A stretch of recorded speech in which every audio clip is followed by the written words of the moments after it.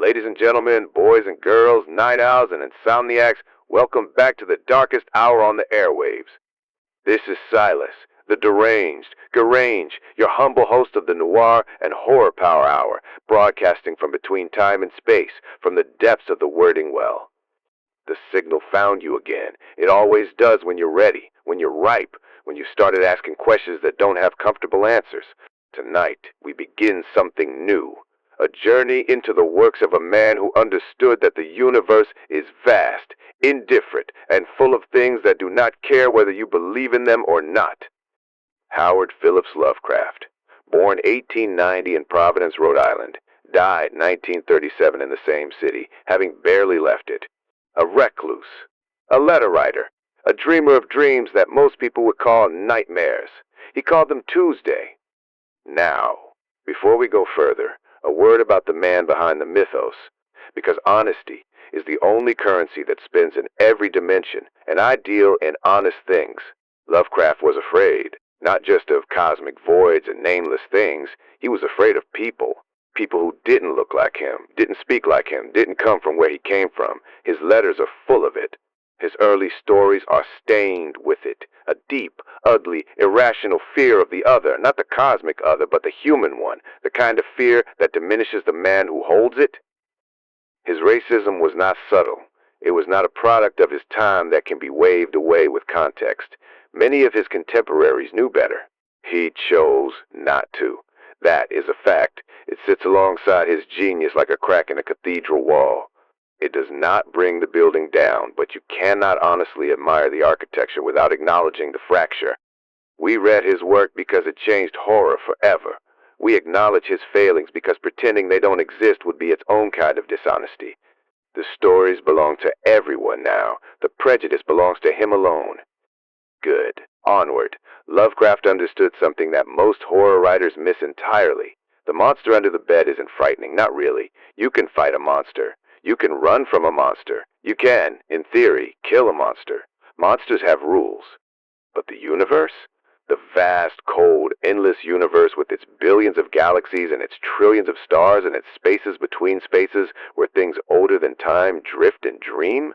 You can't fight that. You can't run from it. You can't even comprehend it. And that incomprehension is the true horror. Lovecraft called it cosmic horror. The realization that humanity is not the center of anything, that we are specks on a speck, briefly animated, briefly conscious, and utterly insignificant to forces that were ancient when our sun was young. His stories don't end with the hero defeating the monster.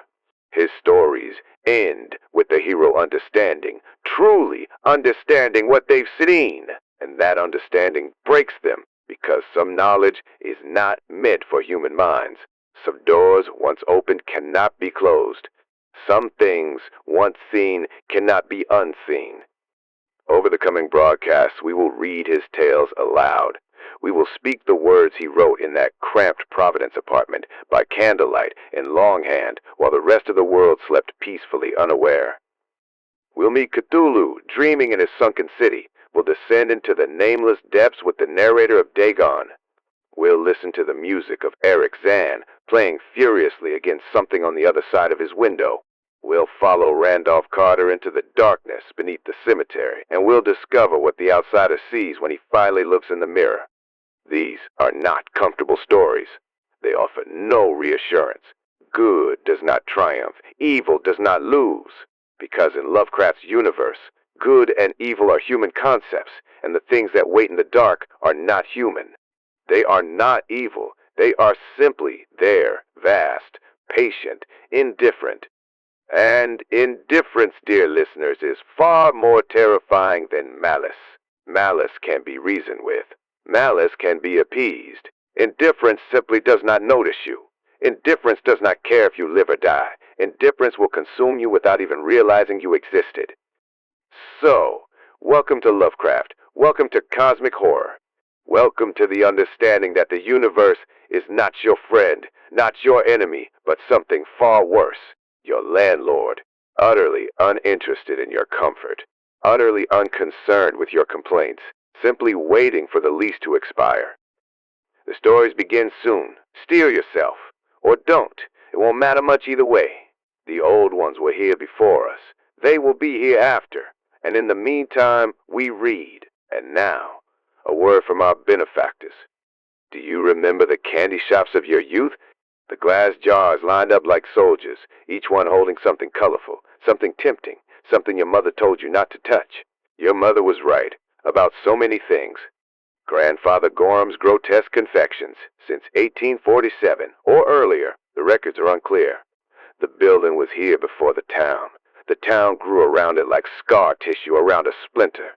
The town had no choice, neither do you really, but let's pretend. Grandfather Gorham himself has never been seen.